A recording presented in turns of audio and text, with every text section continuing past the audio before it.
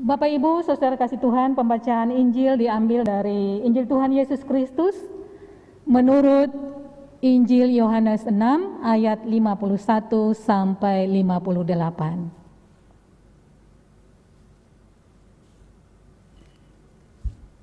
Yohanes 6 ayat 51 sampai 58. Demikian bunyi firman Tuhan. Akulah roti hidup yang telah turun dari sorga. Jikalau seorang makan dari roti ini, ia akan hidup selama-lamanya. Dan roti yang kuberikan ini ialah dagingku, yang akan kuberikan untuk hidup dunia.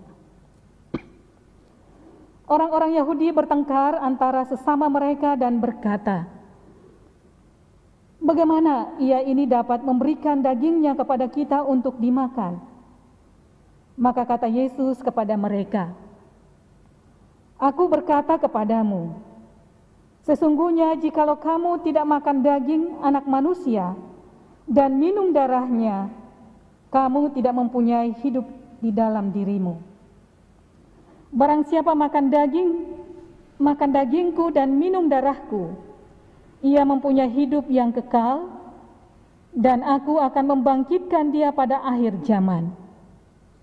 Sebab dagingku adalah benar-benar makanan, dan darahku adalah benar-benar minuman. Barang siapa makan dagingku dan minum darahku, ia tinggal di dalam aku, dan aku di dalam dia. Sama seperti Bapa yang hidup mengutus aku, dan aku hidup oleh Bapa. Demikian juga barang siapa yang memakan aku, akan hidup oleh aku. Inilah roti yang telah turun dari sorga, bukan roti seperti yang dimakan nenek moyangmu dan mereka telah mati. Barang siapa makan roti ini, ia akan hidup selama-lamanya. Demikianlah Injil Yesus Kristus. Berbahagialah setiap orang yang mendengarkan firman Allah dan memeliharanya. Haleluya.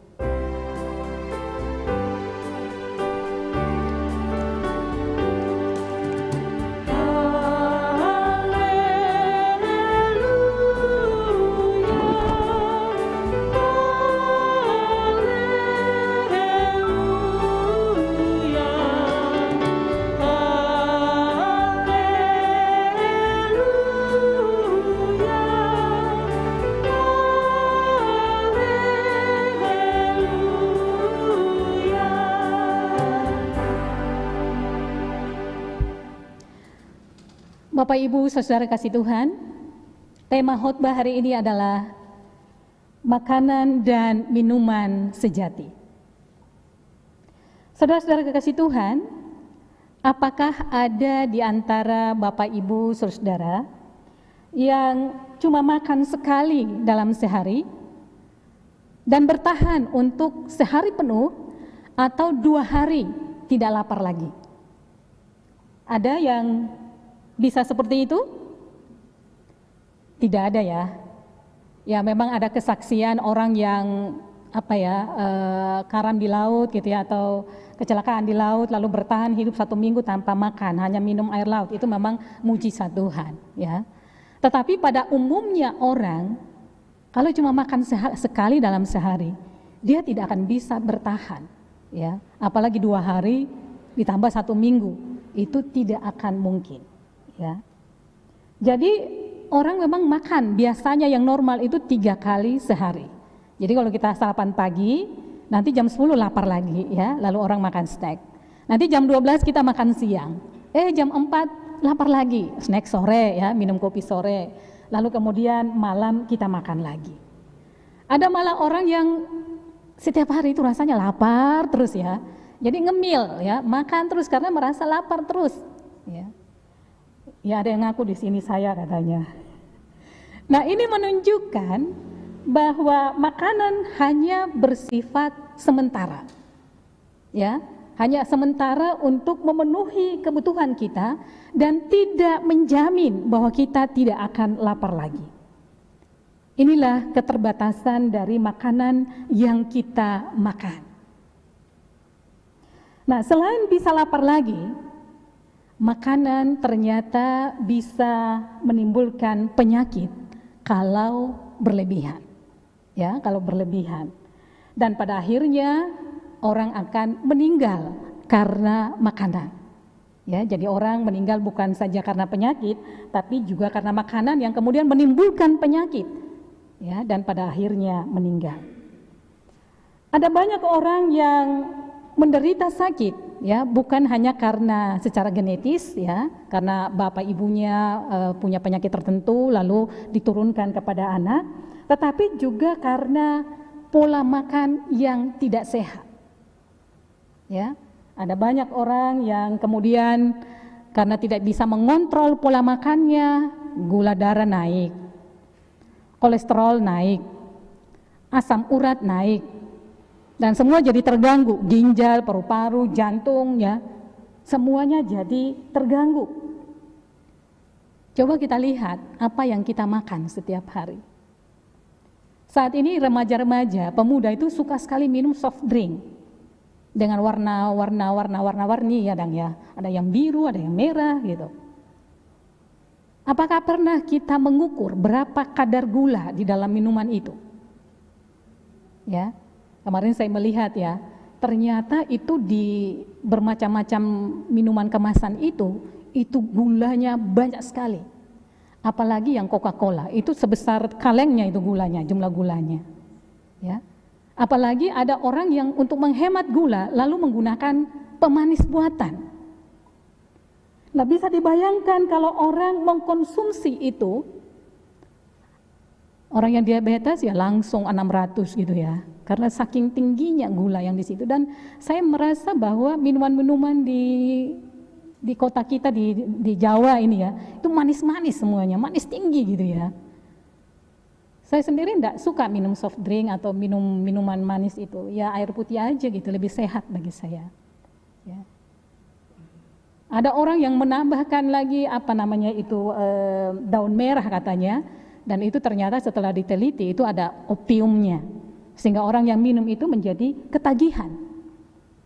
Ya. Maka banyak orang yang kemudian menderita diabetes, hipertensi, ya. Dan manusia itu yang seringkali sakit gigi. Ada yang suka sakit gigi di sini?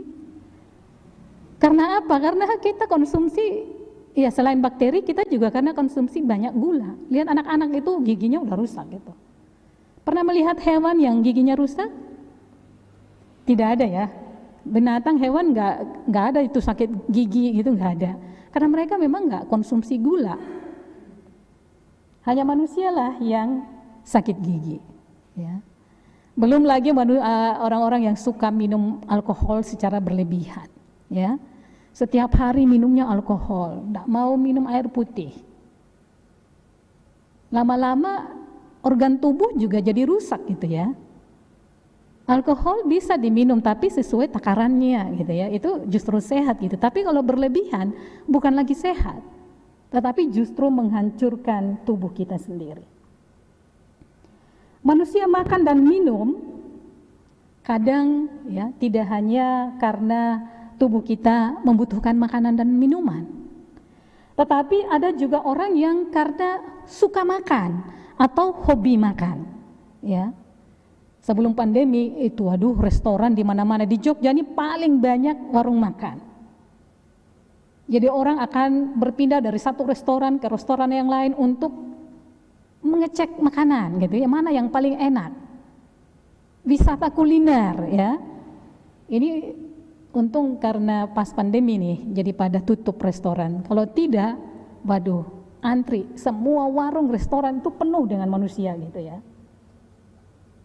Apalagi di TikTok atau di IG, Instagram itu ada mukbang.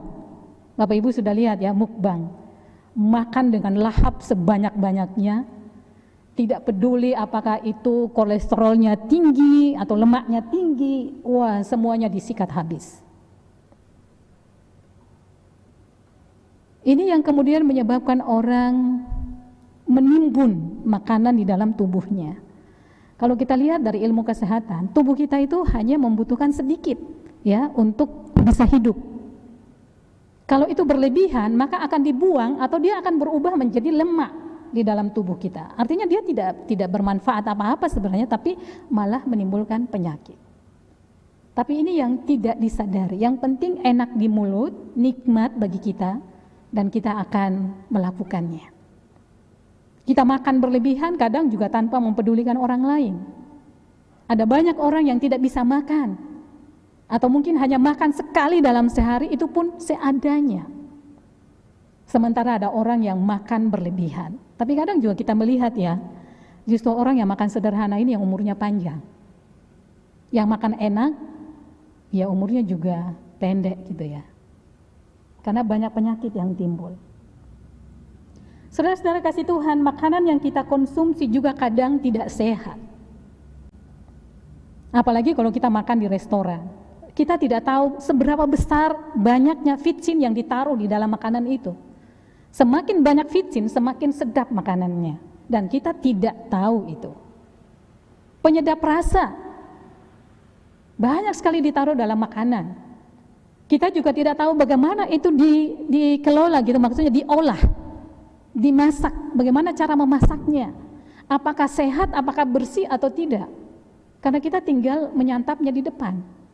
Jarang orang pergi ke belakang di restorannya, jarang orang pergi ke belakang untuk melihat bagaimana mereka mengolah makanan itu.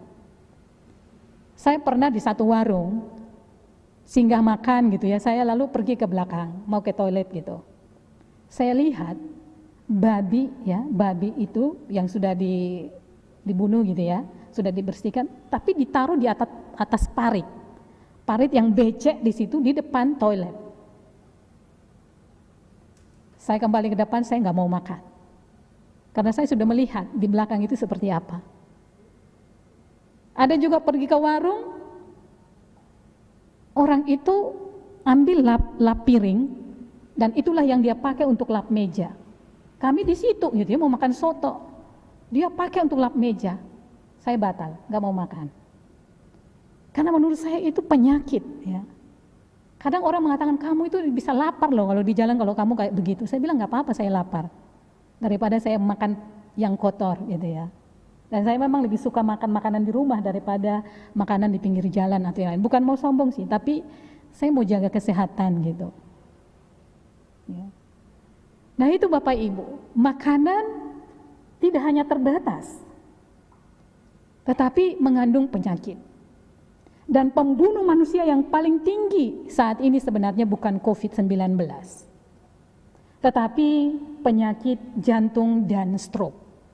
Ya, ini dikarenakan kolesterol yang tinggi, diabetes yang tinggi, hipertensi. Dan hipertensi dan diabetes ini yang disebut orang dengan the silent killer, pembunuh senyap. Karena orang tidak menyadari gejalanya, indikasinya tidak terlalu kentara begitu. Ya, nanti kalau udah cek darah baru ketahuan. Tapi kalau orang tidak punya gejala apa-apa, dia merasa aman-aman saja lalu tidak mengecek. Teman saya pernah begitu, dia tidak merasa apa-apa tapi pas check up gitu ya, lah ketahuan. Dia tensinya itu sampai ratusan gitu ya. Itu bisa seperti itu dan dia tidak merasakan apa-apa. Ada teman yang kolesterolnya sampai 500 tapi dia nggak rasa apa-apa. Ya, atau gulanya sudah 600 tapi nggak ada gejala apa-apa. Jadi kalau orang tidak pernah cek, ya tiba-tiba dia meninggal gitu ya, karena sudah mempengaruhi semua di dalam. Tapi karena orang merasa, loh dia nggak pernah sakit selama ini, kok bisa meninggal tiba-tiba ya? Oh jangan-jangan dia disantet si anu gitu. Kita mulai cari alasan yang lain gitu. Padahal sebenarnya itu bermasalah dengan diri kita. Penyakit yang timbul karena berlebihan dikonsumsi atau salah dikonsumsi. Dan semua ini Bapak Ibu Saudara adalah makanan yang sebenarnya hanya untuk tubuh kita, tetapi tidak menjamin untuk kehidupan kita selanjutnya. Bahkan orang yang makan makanan yang biasa, roti biasa ini, pada akhirnya juga akan meninggal dunia nantinya. Tetapi bagaimana dengan kehidupan spiritual, makanan rohani kita? Saudara-saudara kasih Tuhan, bacaan kita berbicara tentang makanan, yaitu tentang roti hidup. Bacaan kita ini merupakan kelanjutan dari tema 2 minggu berturut-turut ya yang lalu tentang roti hidup, dan juga bicara tema tentang kebingungan atau ketidakpercayaan orang-orang Yahudi, dan saat ini kita bicara tentang makanan dan minuman sejati. Minggu yang lalu Yesus mengkritik orang-orang yang lebih memfokuskan diri pada roti atau makanan biasa dan tidak pada Sang Pemberi roti hidup itu, yang adalah roti hidup itu sendiri. Yesus membandingkan antara dirinya sebagai roti hidup dengan mana yang diberikan kepada nenek moyang Israel untuk bisa bertahan hidup. Keduanya yaitu mana di padang gurun dan tubuh Kristus sebagai roti hidup, sama-sama berasal atau turun dari surga, tetapi berbeda. Kalau orang makan mana, orang memang bisa tetap hidup, bisa kenyang gitu ya. Tetapi bersifat sementara, tidak sejati, karena itu orang bisa lapar lagi. Tidak menjamin kehidupan nanti di surga ya, kehidupan setelah orang meninggal. Sedangkan roti hidup yaitu tubuh Kristus yang juga datang dari surga akan memberikan kehidupan yang kekal. Tapi ini bukan dalam arti bahwa manusia akan hidup terus di dunia ini dan tidak akan pernah mati, tidak ya. Manusia akan mati, sama seperti kita yang makan makanan biasa pada akhirnya akan mati. Tetapi ini menyangkut pada kehidupan spiritual kita, kehidupan rohani kita, kehidupan kita setelah mati, dan bukan menyangkut tubuh jasmani kita di dunia ini. Hal ini akan bisa terjadi kalau kita memakan tubuh Kristus dan meminum darahnya. Tapi bagaimana caranya? Apakah seperti orang kanibal yang makan daging orang, daging sesamanya? Tentu tidak demikian. Dan mungkin ini juga menjadi pertanyaan dari orang-orang Yahudi pada saat itu gitu ya. Ketika Yesus mengatakan makan dagingku, mereka bingung ya. Bagaimana caranya makan daging Yesus? Ya. Apakah seperti makan daging biasa, lauk pauk setiap hari? Tentu tidak. Sebab kalau itu yang dimaksudkan pasti Yesus dibunuh lalu dagingnya dimakan gitu ya. Walaupun pada akhirnya Yesus dibunuh, tapi tidak dalam pengertian seperti itu. Tetapi yang dimaksudkan dengan daging di sini adalah tubuh Kristus sendiri. Ya, bukan daging biasa. Tetapi saya melihat mungkin juga ya orang-orang Yahudi pada saat itu bukan hanya berpikir tentang daging biasa. Tetapi bisa juga mereka berpikir tentang bagaimana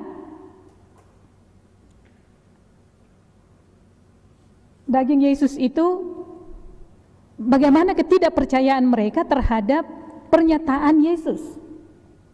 Ya.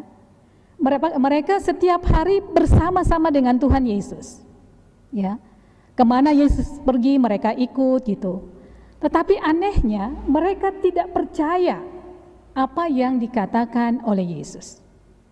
Mereka justru mengatakan dia kan cuma anak Yusuf. Dan itu yang mereka kenal selama ini sebagai anak Yusuf. Jadi kendati mereka selalu bersama-sama dengan Yesus, mengikuti Yesus, mendengarkan ajaran-ajaran Yesus, membaca kitab nabi-nabi, tetap saja mereka tidak percaya. Padahal ini menjadi hal yang sangat penting dalam menerima kehidupan kekal, yaitu percaya kepada Dia yang telah diutus Allah. Ada kemungkinan ini berkaitan dengan keberadaan Yesus yang tidak seperti gambaran mereka pada saat itu. Mereka mungkin berpikir, oh Mesias itu seperti seorang raja yang datang menyelamatkan mereka, membebaskan mereka dari penjajahan Romawi. Tetapi kenyataannya tidak seperti gambaran mereka. Dan mereka tidak yakin bahwa Yesus itu bisa membebaskan mereka dari penjajahan Romawi, bisa menyelamatkan mereka. Kehadiran Yesus bertolak belakang dari apa yang mereka harapkan.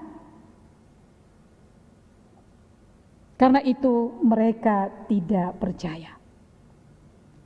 Atau bisa jadi mereka memiliki pemahaman bahwa kehidupan kekal itu diperoleh kalau mereka taat menjalankan aturan-aturan agama, ya, peraturan, rajin ibadah, menekankan pada ibadah yang ritual, dan itu sudah menjamin untuk orang masuk surga. Jadi bukan percaya, tetapi menjalankan semua hukum dan aturan. Saudara-saudara kasih Tuhan, pemahaman seperti ini juga banyak terjadi saat ini. Orang lebih menekankan bagaimana rajin ibadah, rajin berdoa, dan masalah percaya itu menjadi urusan belakangan dan menjadi sesuatu yang tidak perlu. Jadi jangan heran jika kita melihat banyak orang rajin ibadah, bicara firman Tuhan, kutip ayat sana sini, tetapi relasi dengan orang lain itu sangat buruk. Tidak peduli dengan orang lain, bersikap kasar kepada orang lain, mengeluarkan kata-kata kotor yang menyakitkan orang lain, bahkan menindas atau membunuh orang lain atas nama agama atau atas nama Tuhannya. Jadi kehidupan ibadah dan cara hidup sehari-hari seolah-olah dua dunia yang terpisah. Orang boleh rajin ibadah tetapi kehidupan sehari-hari boleh buruk gitu. Ya, tidak berpengaruh apa-apa untuk merubah kehidupan kita sehari-hari. Inilah salah paham yang seringkali terjadi. Saudara-saudara kasih Tuhan, makan daging dan minum darah Kristus bukan seperti makan daging seperti lauk pauk, yang pada akhirnya orang bisa meninggal. Tetapi yang dimaksudkan adalah pada bagaimana kita menyatu dengan dirinya, tinggal di dalam dirinya dan ia tinggal di dalam diri kita. Kata daging yang Yesus gunakan di sini mengingatkan kita bagaimana Sang Firman itu berubah menjadi manusia, menjadi daging ketika datang di dalam dunia ini. Darah di dalam pemahaman bangsa Israel adalah tempat jiwa. Di dalam darah itu ada jiwa. Ya. Jadi darah dan daging Kristus ini menunjukkan bagaimana Kristus mengorbankan dirinya untuk kehidupan manusia. Menunjuk pada kematian Kristus bagi manusia. Menyatu berarti seluruh kehidupan kita dipengaruhi dan dikendalikan oleh seluruh ajaran dan teladan kehidupan Yesus. Ini yang selalu kita ingat ketika kita mengikuti perjamuan malam kudus, dengan cara makan roti dan minum anggur sebagai simbol penyatuan kita dengan Kristus, yaitu melakukan kehendaknya dalam hidup sehari-hari. Roti sebagai makanan dan darah sebagai minuman menjadi tanda bahwa Yesus menjadikan dirinya sebagai bagian penting bagi kehidupan kita. Memang ini agak berbeda dengan saudara-saudara kita dari denominasi lain ya, ketika perjamuan kudus dan kita makan roti dan minum anggur. Bagi kita itu sebagai simbol ya, dan bukan roti dan anggur itu berubah betul-betul menjadi daging Yesus dan darah Yesus, tidak. Tetapi simbol di mana kita mengingat pengorbanan Kristus dan kita menyatu dengan Kristus. Tapi kalau saudara-saudara kita yang lain itu memahaminya sebagai roti itu berubah betul-betul menjadi daging Yesus dan juga anggur itu berubah betul-betul menjadi darah Yesus. Dan ketika orang makan dan minum itu, maka dia menyatu dengan tubuh Kristus. Saudara-saudara kasih Tuhan, kita tentu membutuhkan makanan dan minuman agar kita bisa bertahan di dalam dunia ini secara fisik. Tetapi kita juga perlu menyadari akan pentingnya kehadiran Yesus di dalam diri kita, bagaimana kita menyatu dengan dirinya agar kita bisa mengalami kehidupan yang kekal selama-lamanya bersama dengan Tuhan. Jadi ini tidak berarti bahwa kita tidak memerlukan makanan ya dalam hidup sehari-hari. Kita memang masih membutuhkan makanan, ya. Jadi kita makan, tetapi bukan itu satu-satunya. Kita makan untuk tetap hidup, tetapi kita membutuhkan roti hidup itu untuk kehidupan kita selama-lamanya. Kalau kita hanya menekankan roti hidup ya, firman Tuhan, tidak makan, itu akan membuat hidup kita tidak seimbang. Ya, sama seperti firman Tuhan yang mengatakan, manusia tidak hanya hidup dari roti saja, tetapi juga dari firman yang keluar dari mulut Allah. Demikian juga manusia tidak hanya hidup dari firman saja, tetapi juga dari roti. Karena tidak bisa orang mendengarkan firman Tuhan tanpa makan atau dalam keadaan lapar gitu ya. Jadi ini yang perlu kita perhatikan. Ini yang kemudian juga menjadi perhatian dari Yesus di dalam kehidupannya, di dalam pelayanannya. Dia tidak hanya berkhotbah kepada orang banyak, tetapi dia juga memberikan makanan kepada 4.000 orang, kepada 5.000 orang. Ini menunjukkan bahwa Yesus tidak hanya memperhatikan masalah spiritual atau rohani, tetapi juga masalah rohani. Walaupun kalau dibandingkan keduanya adalah firman atau roti itu jauh lebih penting karena dia menjamin kehidupan kekal. Tetapi selama orang masih hidup, dia pasti membutuhkan makanan untuk tubuhnya. Saudara-saudara kasih Tuhan, penyatuan tidak hanya dengan Kristus, tetapi juga dengan sesama kita. Bagaimana kita berusaha peduli dengan sesama kita, tahu apa yang menjadi kebutuhan dan pergumulan mereka. Bagaimana kita memeluk atau merangkul mereka.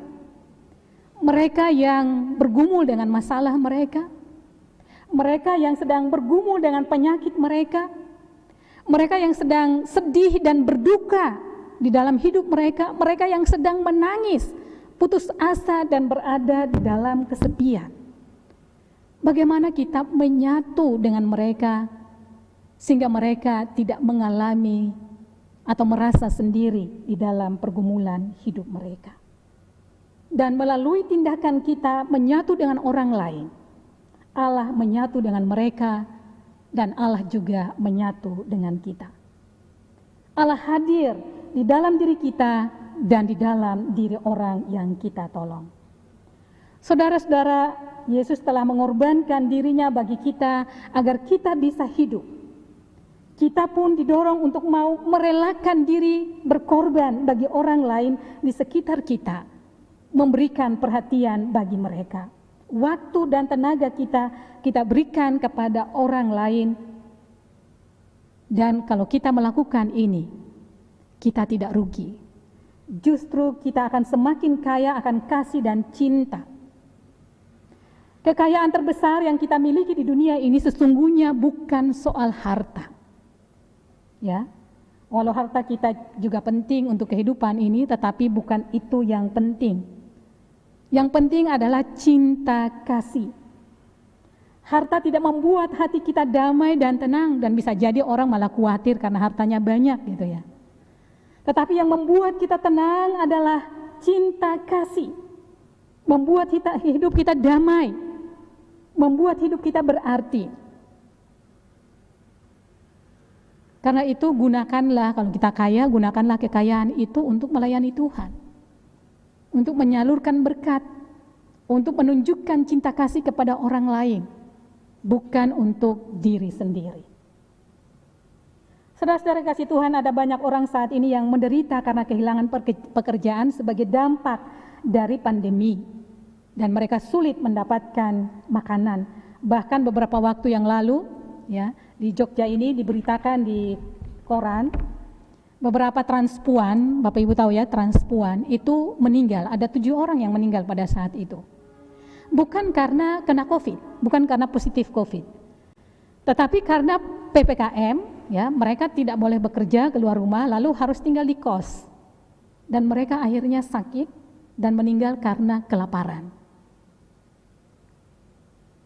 Nah, anehnya tidak ada orang yang peduli. Ya mungkin karena status mereka yang transpuan, orang nggak peduli gitu ya. Dan ketika mereka meninggal pun masih ada orang yang menghakimi, menyalahkan mereka. Ya gara-gara hidupnya mereka seperti itu, makanya mereka susah sendiri dan akhirnya meninggal gitu ya. Jadi orang udah meninggal, udah menderita, tetapi dihakimi lagi, disalahkan lagi. Ya, bukannya menolong, tetapi justru menghakimi.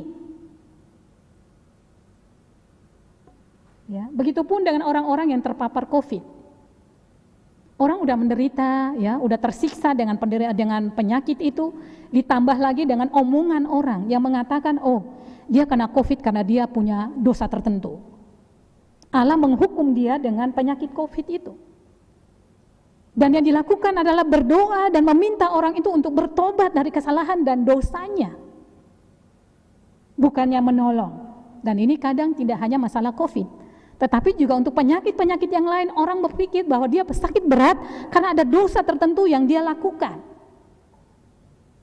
Jadi orang udah menderita ditambah lagi dengan kecaman, dengan penghakiman. Padahal siapa saja bisa sakit selama dia masih hidup di dalam dunia ini. Tidak peduli apakah dia orang biasa, orang kaya, orang miskin, pendeta atau rakyat biasa atau umat biasa, semuanya bisa sakit. Semuanya bisa mati. Dan itu tidak ada kaitannya dengan dosa yang dilakukan. Banyak orang yang tidak berbuat sesuatu untuk orang lain, tidak bisa berempati dengan orang lain, berbela rasa dengan orang lain, tetapi malah menambah beban penderitaan. Kalau tidak bisa menolong, lebih baik kita diam. Saya salut dengan seorang teman pendeta, seorang ibu pendeta. Dia sampai dengan saat ini masih memasak sendiri makanan dan itu dia bungkus, dia bagikan ke orang-orang di jalan. Itu dimulai ketika pandemi, awal-awal pandemi, di mana waktu itu lockdown, sehingga orang tidak bisa keluar dan banyak orang yang menderita. Tidak bisa makan. Waktu itu kita memang rame-rame memberikan bantuan gitu ya kepada orang. Tapi seiring waktu ya, lama-lama menghilang ya tindakan ini. Tapi ibu ini saya melihat terus saja dia masak sampai dengan saat ini. Saya kadang heran loh, pandeminya kan udah lama gitu ya dan orang udah tidak melakukan itulah. Tapi dia setia melakukan itu. Ada saja yang dia masak dan dia bagikan kepada orang di jalan-jalan. Dia setia dengan komitmennya untuk berbuat baik, menolong orang lain. Karena apa? Karena orang miskin selalu ada di dalam kehidupan kita. Tidak hanya pada masa pandemi, tetapi juga ketika pandemi tidak ada. Ada banyak orang miskin di sekitar kita yang butuh pertolongan kita.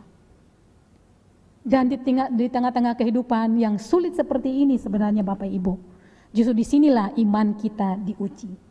Apakah kita punya kepekaan dan kerelaan untuk menolong orang lain atau malah hanya memperhatikan diri kita sendiri?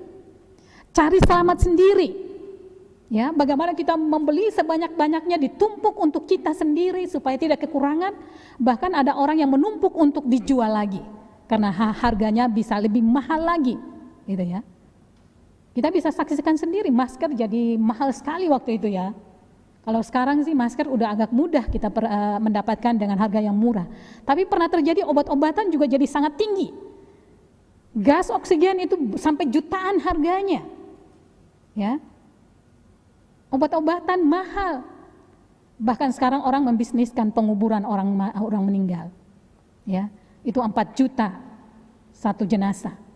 5 juta satu jenazah. Juga kadang dibedakan agama A lebih sekian harganya, agama B sekian harganya gitu ya. Saya melihat manusia-manusia yang seperti ini serakah gitu ya. Melihat penderitaan orang lain justru peluang untuk menjalankan bisnisnya. Mencari keuntungan yang sebesar-besarnya. Kita melihat di sini bagaimana iman seseorang tidak berpengaruh apa-apa di dalam kehidupannya. Uang jauh lebih penting, harta jauh lebih penting daripada nyawa orang lain. Saudara-saudara kasih Tuhan, tindakan menyatu dengan Tuhan dan dengan sesama kadang sulit kita lakukan, sama seperti orang-orang Yahudi. terutama ahli-ahli Taurat dan orang-orang Farisi, karena mereka sudah punya keyakinan sendiri dan sulit untuk diubah. Ibarat saat ini di mana banyak orang yang tidak percaya bahwa COVID-19 itu ada, sehingga mereka tidak taat prokes dan mereka yakin hanya dengan doa saja bisa menghalau COVID itu. Padahal menurut saya kalau mereka tidak percaya adanya COVID ya nggak usah berdoa kan? Ngapain berdoa wong COVID-nya nggak ada? Dan orang-orang yang anti COVID ini, yang tidak percaya pada COVID ini, pada akhirnya mereka kena COVID dan meninggal. Ini kehidupan yang sangat mengerikan. Tidak percaya dan mereka mati oleh ketidakpercayaan itu. Itu pula yang terjadi pada orang-orang Yahudi termasuk pada murid-murid Yesus. Mereka tidak percaya pada Yesus kendati Yesus menjelaskan bahwa mereka yang makan mana atau roti biasa akan mati. Sedangkan yang makan roti hidup akan hidup selamanya. Dan kita melihat pada ayat 66 justru dikatakan bahwa mereka mengundurkan diri. Mereka tidak percaya. Walau pada akhirnya mati. Saudara-saudara kasih Tuhan, dibutuhkan sebuah hikmat untuk mengerti apa yang dikatakan Tuhan. Bagi mereka yang berhikmat akan bisa melihat mana yang baik dan benar. Tetapi bagi mereka yang bodoh akan mudah sekali diperdayai oleh orang lain, oleh hoax yang tidak jelas. Semoga kita semua diberi hati yang bijak untuk memilih makanan dan minuman yang sejati, bukan yang bersifat sementara. Amin. Saat teduh bagi kita semua.